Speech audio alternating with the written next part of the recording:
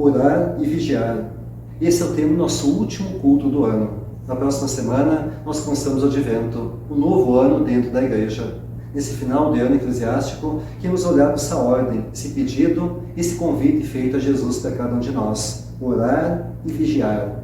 Sejam bem-vindos. Que bom estar conosco. Que Deus abençoe a cada um de nós para que possamos aprender e principalmente conhecer esse grande pedido feito por Jesus para cada um de nós. Orar e vigiar.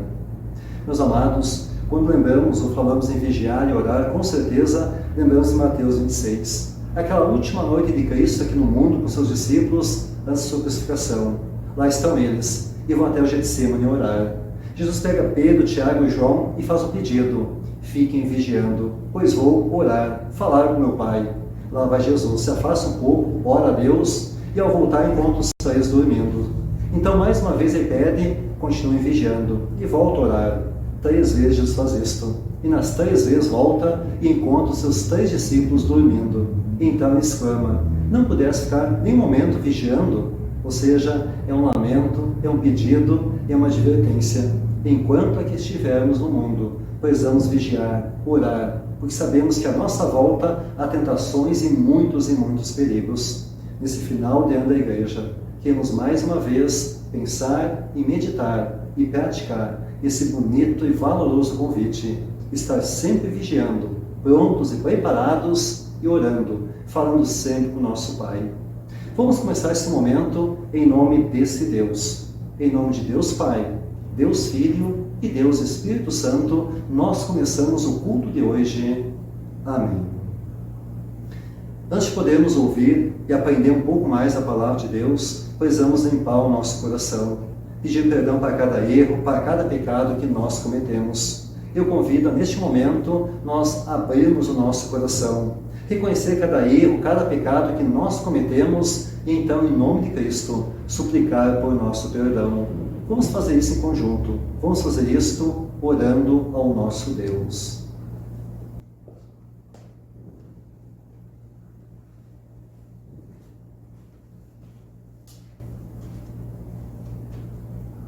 Bondoso Deus, reconhecendo a nossa dependência e o nosso estado pecador, chegamos perante Ti. Queremos Te adorar, louvar e agradecer, mas precisamos primeiro colocar em Tuas mãos as nossas vidas e confessar: somos pobres e miseráveis pecadores e precisamos do Teu perdão. Pecamos muito contra Ti, por pensamentos, palavras e ações. Pecamos muito contra o nosso próximo também. São muitos os pecados que não conseguimos lembrar e nem enumerar todos. Assim, por saber que somos pecadores, merecemos o Teu desprezo e a Tua condenação. Mas, bondoso Deus, não nos condenes.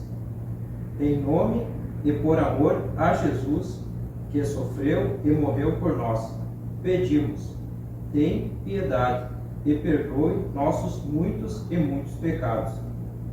Nada que fizermos dará o perdão, mas o que Jesus fez lá na cruz do Gólgota pagou a nossa dívida. Por isso, unicamente por meio e em nome de Teu Filho Jesus, abrimos o nosso coração e pedimos: tem misericórdia de nós e perdoe nossos muitos pecados. Em nome de Jesus, pedimos e agradecemos. Amém.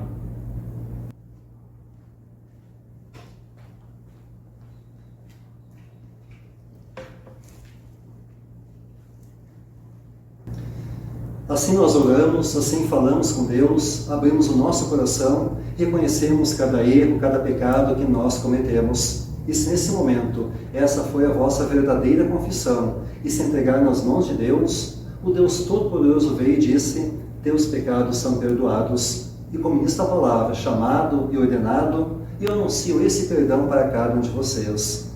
Em nome de Deus Pai, Deus Filho e Deus Espírito Santo, os nossos pecados são todos perdoados. Amém.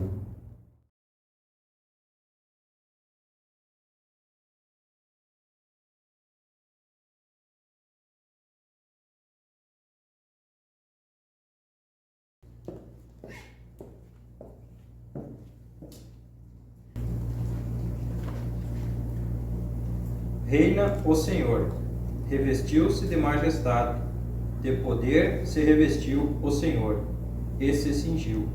Firmou o mundo que não vacila. Desde a antiguidade está firme o teu trono, tu és desde a eternidade.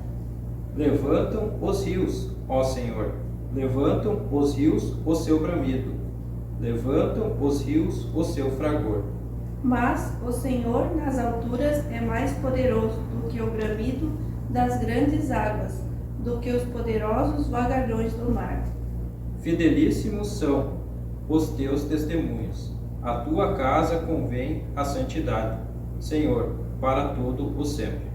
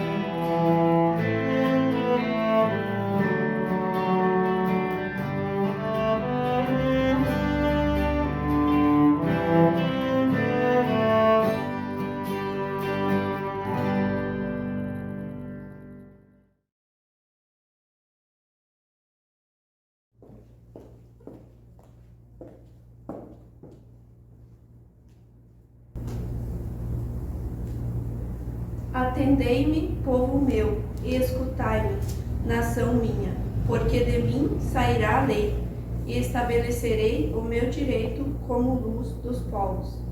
Perto está a minha justiça, aparece a minha salvação, e os meus braços dominarão os povos. As terras do mar me aguardam, e no meu braço esperam. Levantai os olhos para os céus, e olhai para a terra embaixo, porque os céus desaparecerão como a fumaça, e a terra envelhecerá como um vestido, e os seus moradores morrerão como mosquitos. Mas a minha salvação durará para sempre, e a minha justiça não será anulada.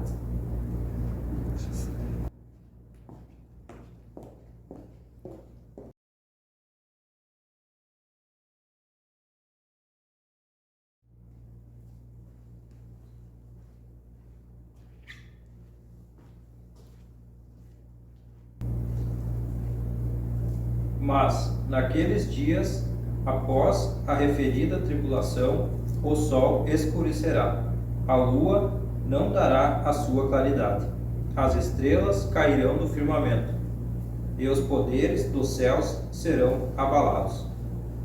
Então verão o Filho do Homem vir nas nuvens, com grande poder e glória. E ele enviará os anjos e reunirá os seus escolhidos dos quatro ventos, da extremidade da terra até a extremidade do céu. Aprendei, pois, a parábola da figueira. Quando já os seus ramos se renovam e as folhas brotam, sabeis que está próximo o verão. Assim também vós, quando virdes acontecer estas coisas, sabei que está próximo às portas.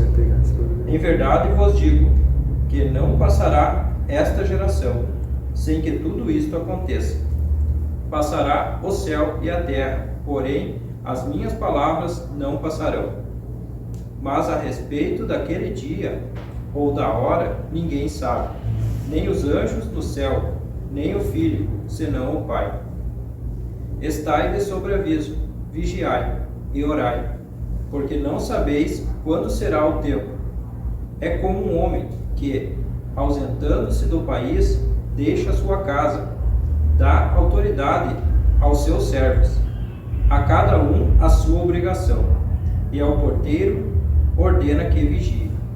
Vigiai, pois, porque não sabeis quando virá o dono da casa, se à tarde, se à meia-noite, se ao cantar do galo, se pela manhã, para que, vindo ele inesperadamente, não vos ache dormindo. O que, porém, vos digo a todos: vigiai.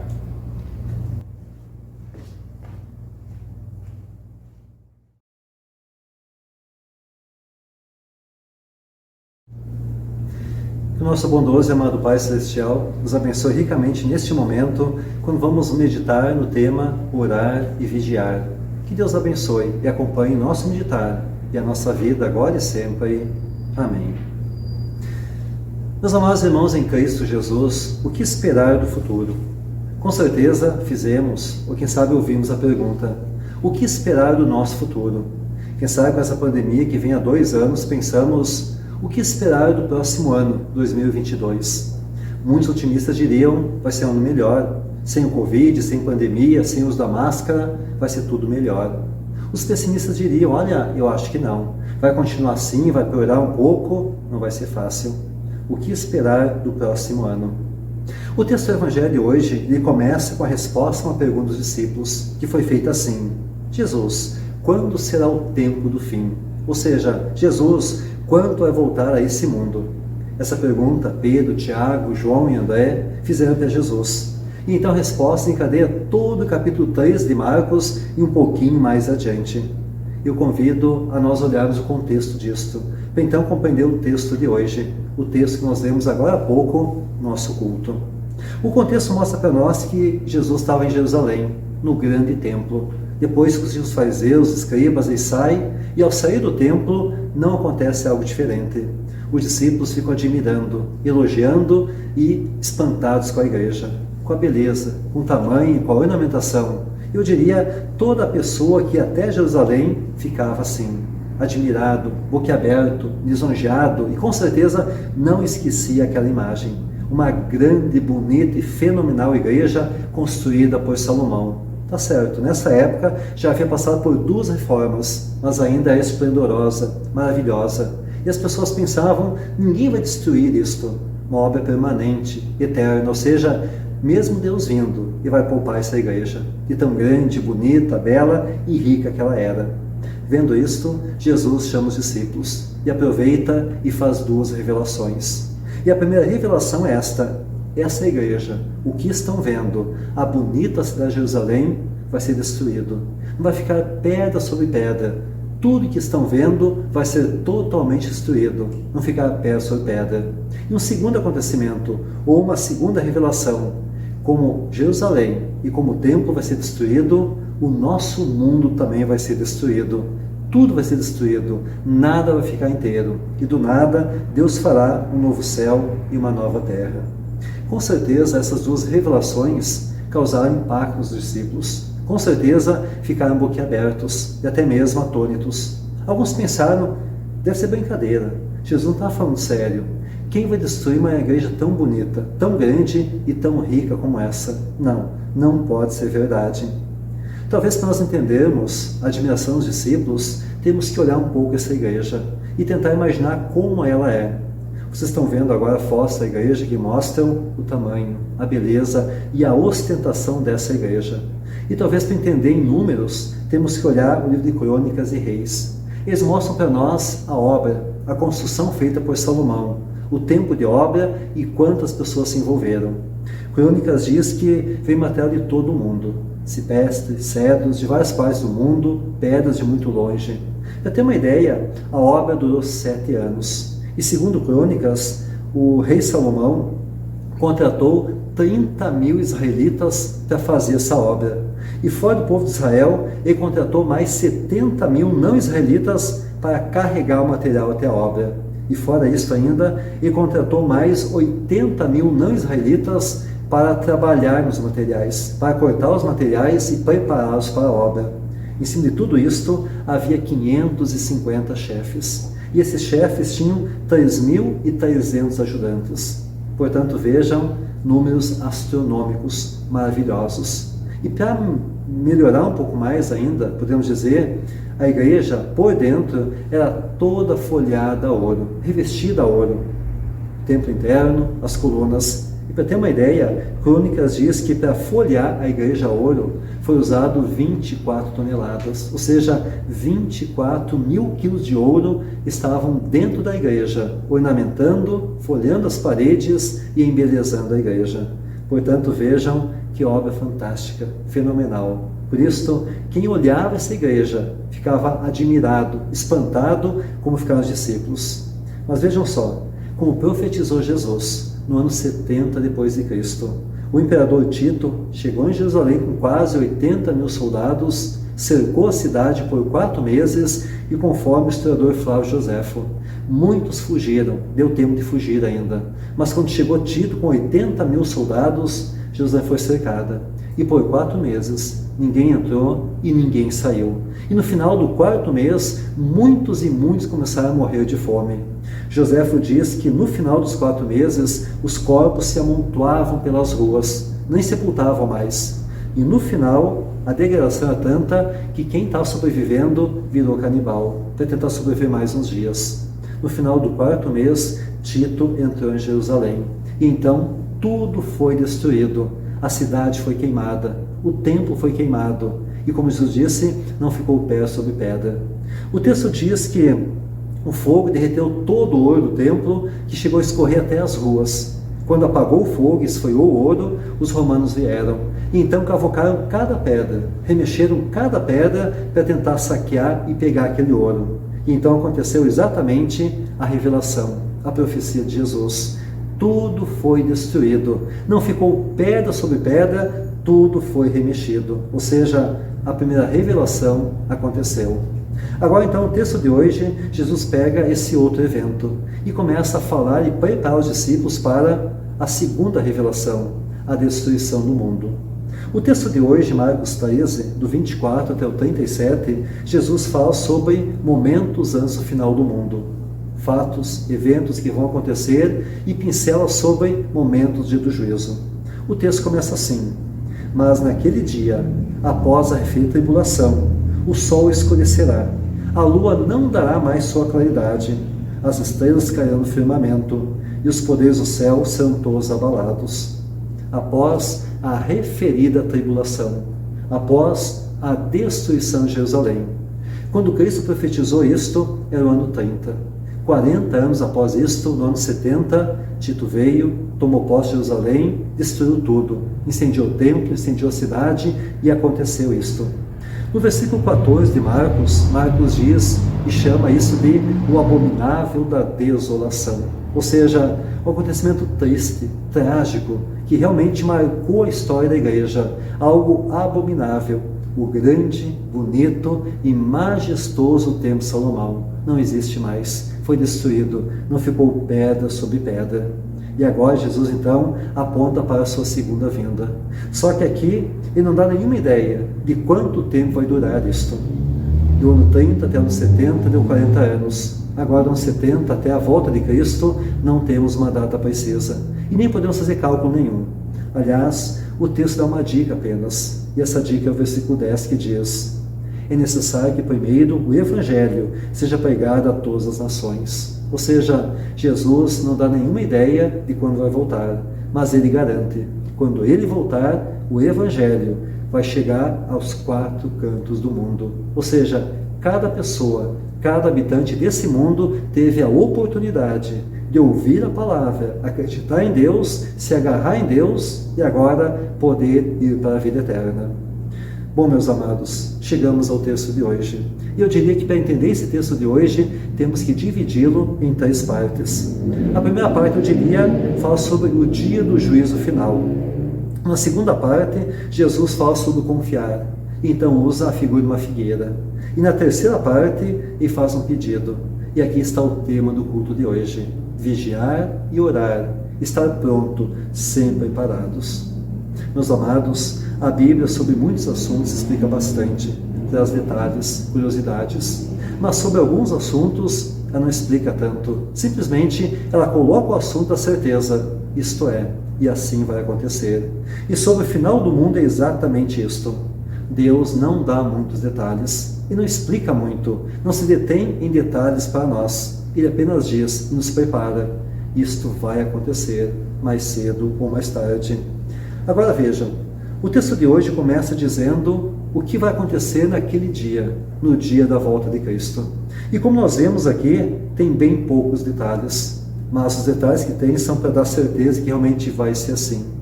O texto diz que no último dia, Cristo virá, aparecerá no céu. E nesse dia, então, todos verão Jesus. Não sabemos como vai acontecer isto. O que nós sabemos é, no dia já marcado por Deus lá na sua agenda, Cristo voltará a esse mundo. E quando ele voltar e aparecer, todos verão, todas as nações. Então o texto diz que neste momento o mundo vai entrar no cataclisma, vai perder toda a sua funcionalidade. O sol vai escurecer, estrelas cairão, planetas se esfarão.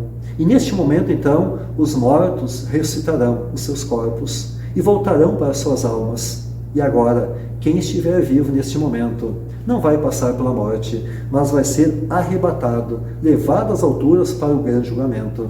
E então, quando todos lá estiverem com Deus às alturas, sendo julgados, o mundo vai ser queimado, e das cinzas um novo céu e uma nova terra será feita. Isaías falou sobre isto já. No capítulo 51, 55, 56, Isaías disse: eis que faço novos céus e nova terra. Ou seja, Deus fará um novo mundo, do zero, do nada, para nós então morarmos. Como nós falamos antes, Deus não dá muitos detalhes sobre este evento, sobre esse cataclisma, sobre essa última grande promessa. Ou seja, a preocupação de Deus aqui não é dar fatos, detalhes, mas é preparar a gente. É deixar bem claro, isto vai acontecer. É a última grande promessa feita por Deus. E essa promessa ainda está pela frente. Por isso o texto de hoje, Marcos capítulo 13, Jesus faz a revelação da destruição de Jerusalém, do templo, e então compara com a destruição desse mundo. E ele diz: assim como isso aconteceu, o final do mundo também vai acontecer. Portanto, disto nós podemos ter certeza. A segunda parte do texto mostra para nós que devemos ter confiança, acreditar em Deus, não duvidar do que Ele falou, do que Ele contou para nós. Jesus, então, usando a figueira, que era tão conhecida naquela época, qualquer criança sabia. A figueira perdia as flores no inverno. Então, quando chegava a primavera, começava a brotar e as crianças sabiam. Logo, logo vai ter fruto para colher. Logo, logo o verão está chegando. E Jesus diz: assim também vós. Quando vires acontecer essas coisas, sabei que está próximo às portas. Essas coisas é sofrimento, calamidade, dificuldade, a igreja esfriando, cristãos abandonando a fé muitas vezes, a violência aumentando e assim por diante. Mas Jesus diz, tudo isso é um sinal para nos alertar e mostrar que o nosso mundo é pecador. Nos alertar e mostrar que tudo que está à nossa volta é perene. Não vai durar para todo sempre, mas é algo que vai ser destruído por Deus e reconstruído.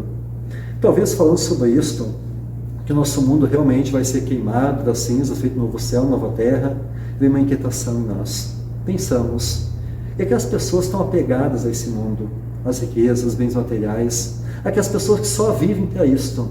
O dia que Deus voltar, o que será delas? Bom, a inquietação está aí, mas Jesus diz, todos têm a oportunidade de ouvir a palavra, de fortalecer sua fé, de se agarrar em Deus e então viver para Deus. Pois sabemos que o mundo passa, mas a nossa fé, a salvação, vai durar para todo sempre. Como Isaías falou para nós no texto lido agora há pouco. O versículo 30 ele é um pouco confuso. Ele diz, em verdade vos digo, que não passará esta geração sem que tudo isso aconteça. Há duas interpretações aqui. Uma interpretação é, esta geração se refere aos idólatras, pagãos, pessoas ímpias. Sempre vai ter ímpios no mundo. Sempre vai ter pagãos no mundo. Uma outra interpretação, a igreja cristã, a geração dos cristãos que vai durar para todo sempre. E o próprio Deus prometeu, enquanto houver mundo, haverá igreja, porque as portas do inferno não prevalecerão contra ela. Mas seja qual for a interpretação, o mais importante para nós aqui vem no próximo versículo. O próximo versículo diz, passará os céus e a terra, mas as minhas palavras não passarão. Isso é que importa para nós. O importante é saber que essa promessa não vai passar. Essa promessa é fiel, vai acontecer. Na parte final do texto, agora a terceira parte do texto, Jesus enfatiza a vigilância, o estar pronto, preparados, porque isso pode acontecer essa noite ainda, amanhã, durar mais 100, 200, não sabemos. O que nós sabemos é, devemos estar preparados.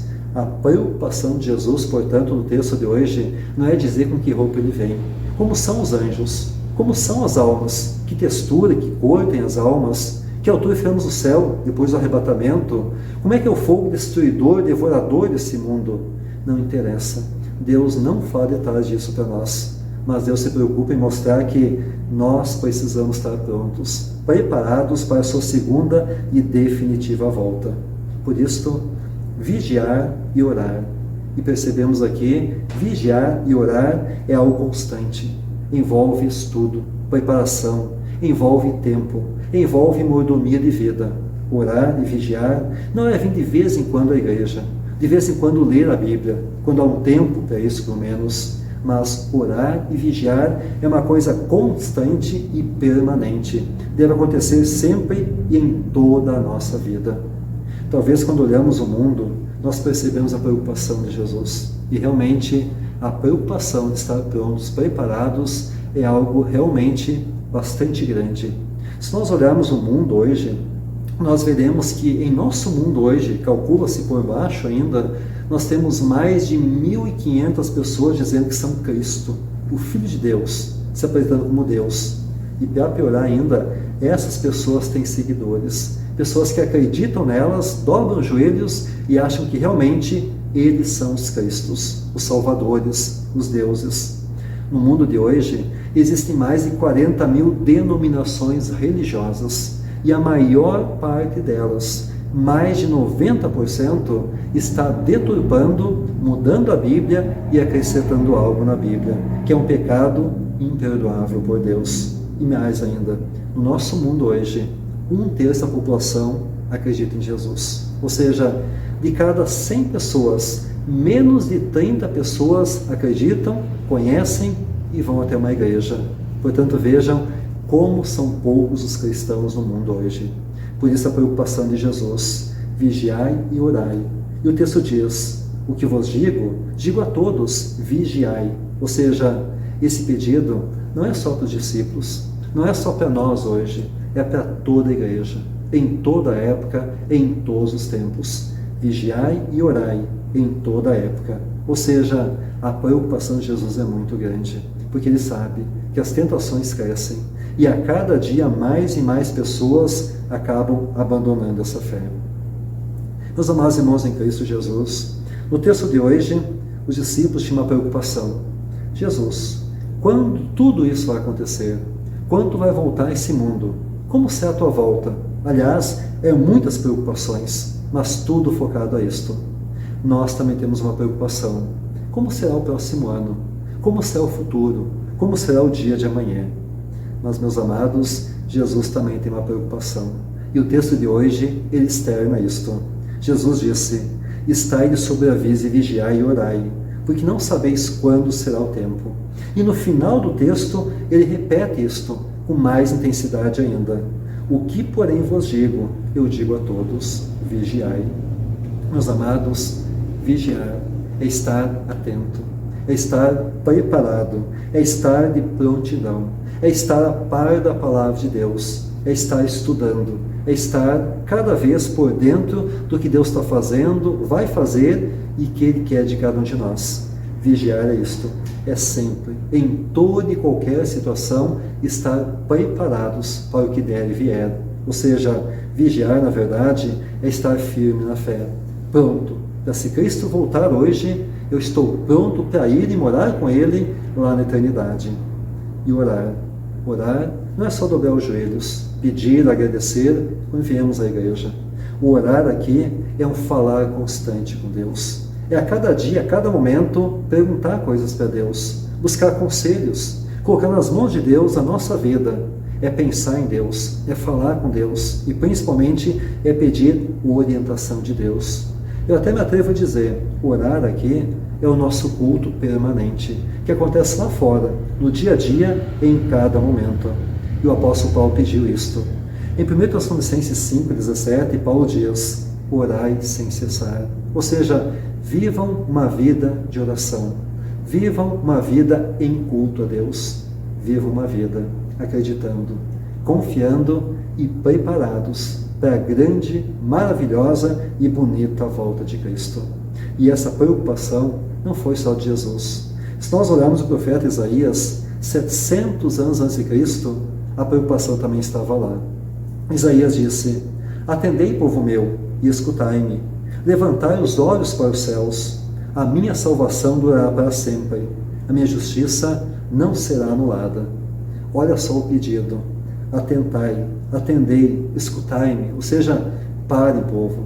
Parem de fazer os pecados, parem de se apegar ao mundo. Sentem um pouquinho, tomem tempo e olhem para Deus. Levantem os olhos para Deus. Olhem o que Deus está fazendo, o que Ele vai fazer. Olhem para o novo céu que Deus está preparando para nós. Porque a minha salvação durará para sempre.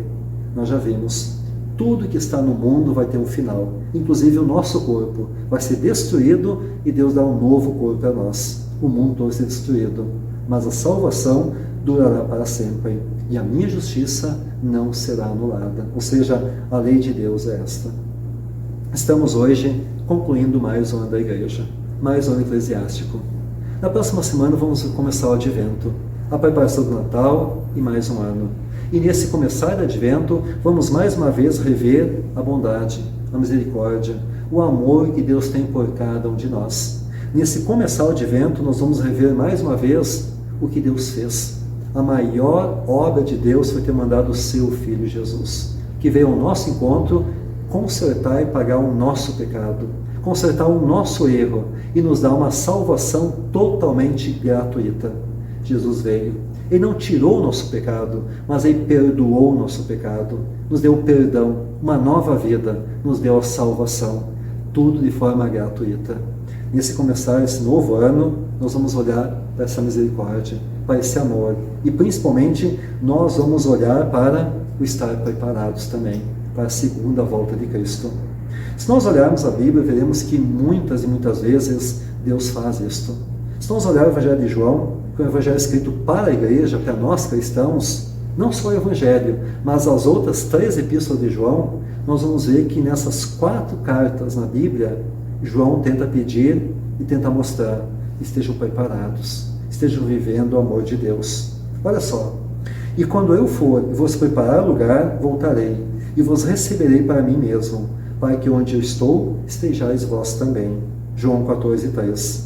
E em João 14:18, Jesus diz: não vos deixarei órfãos, voltarei para vós outros. Ou seja, João tenta consolar a gente, mostrar que esse Jesus cumpriu sua missão, voltou para o céu, mas deixou tudo pronto e preparar para a sua segunda vinda, que pode acontecer a qualquer momento, hoje, amanhã, ou ainda levar mais 100 ou 200 anos. Não importa para nós. O importante é nós estarmos preparados. A preocupação de Jesus era esta. E, meus amados, que esta seja a nossa preocupação. Que a nossa preocupação não seja o próximo ano vai ter Covid, não ter que andar de máscara ainda, ficar trancado dentro de casa mais um tempo. Essa é uma preocupação secundária. Mas a preocupação maior que nós temos é estarmos preparados e preparar outras pessoas para a volta de Cristo.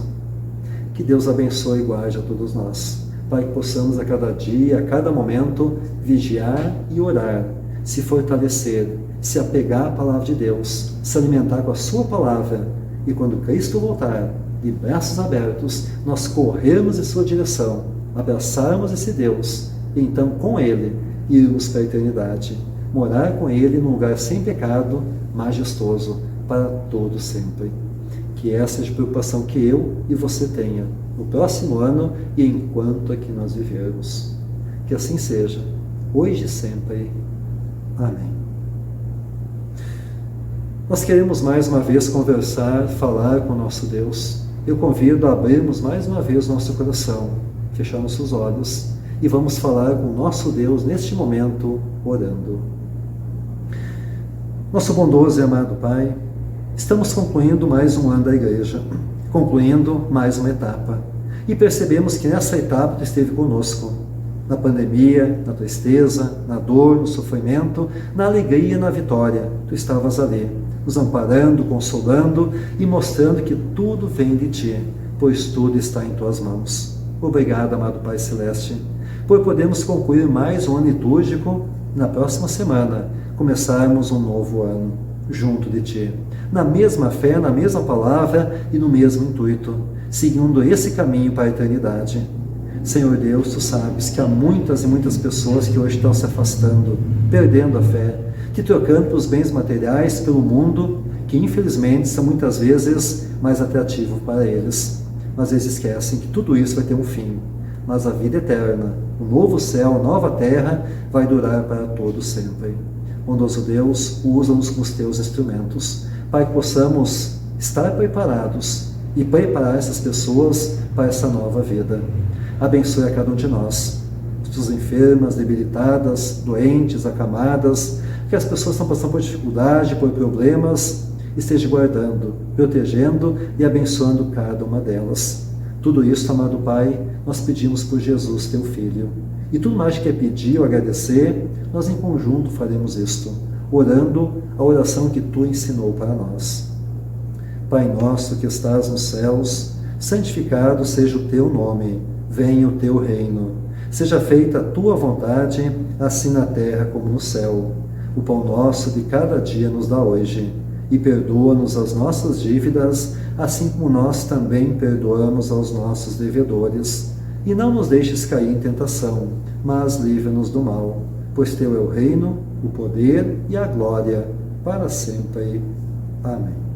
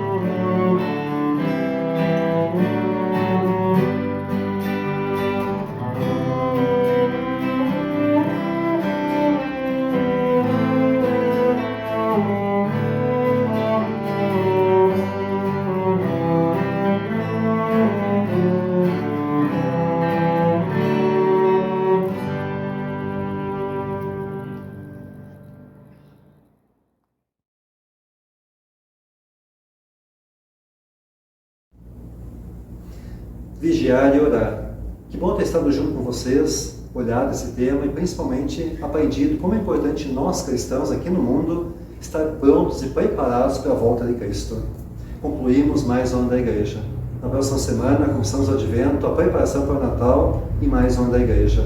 Que Deus possa continuar abençoando, guardando, protegendo a cada um de nós. E o principal de tudo, que possamos sempre, em todo e qualquer momento, estarmos vigiando e orando como cristãos aqui no mundo. Recebam vocês aí a bênção de Deus. Que o Senhor vos abençoe e vos guarde. Que o Senhor faça resplandecer o seu rosto sobre vós e tenha misericórdia de vós. Que o Senhor sobre vós levante o seu rosto e vos dê a sua paz. Amém.